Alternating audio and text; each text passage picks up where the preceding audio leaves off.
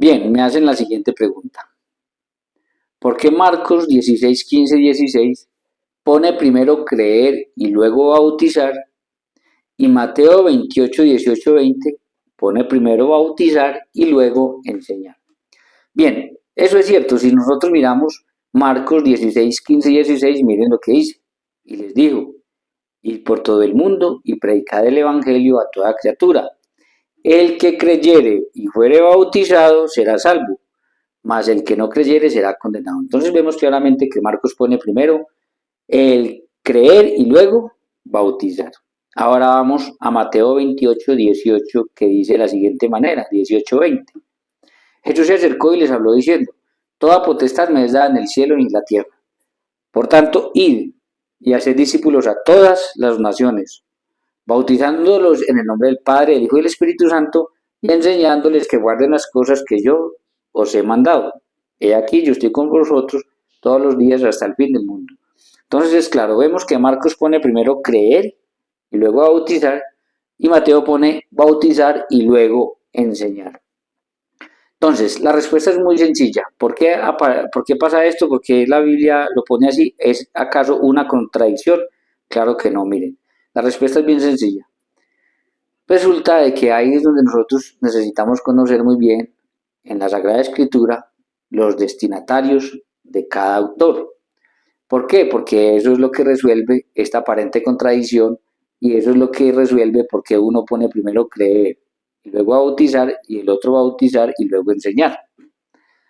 Entonces, resulta de que Marcos escribe su evangelio para paganos o para gentiles, que son personas que no conocen al Dios verdadero, personas de diferentes culturas que no conocen al Dios verdadero. Entonces, cuando los discípulos vayan a evangelizar a estas personas, pues lo lógico es que primero le prediquen a los adultos, le enseñen a los adultos y cuando los adultos crean, entonces se pueden bautizar.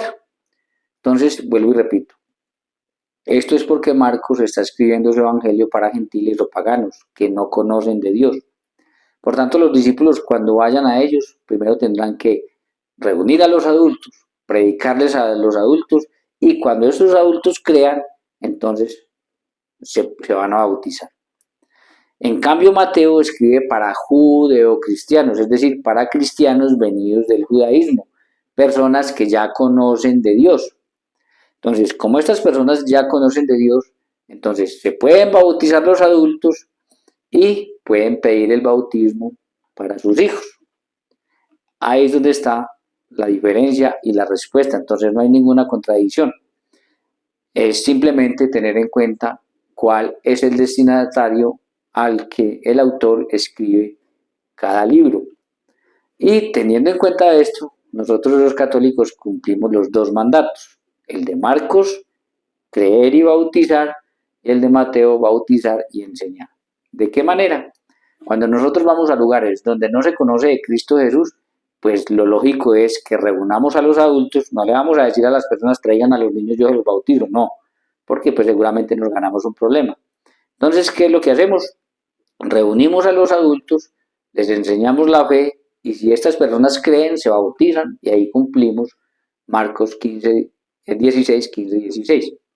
Cuando estas personas creen, entonces ellos, como se dan cuenta lo importante que es el bautismo, para hacernos hijos de Dios, hermanos en Cristo Jesús, miembros de la Iglesia, cuerpo de Cristo, para recibir el Espíritu Santo, para ser herederos de las promesas de Dios, para un nuevo nacimiento, etcétera, etcétera.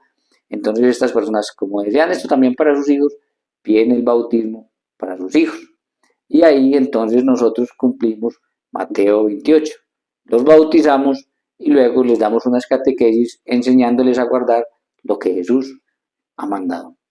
Ahí está la respuesta.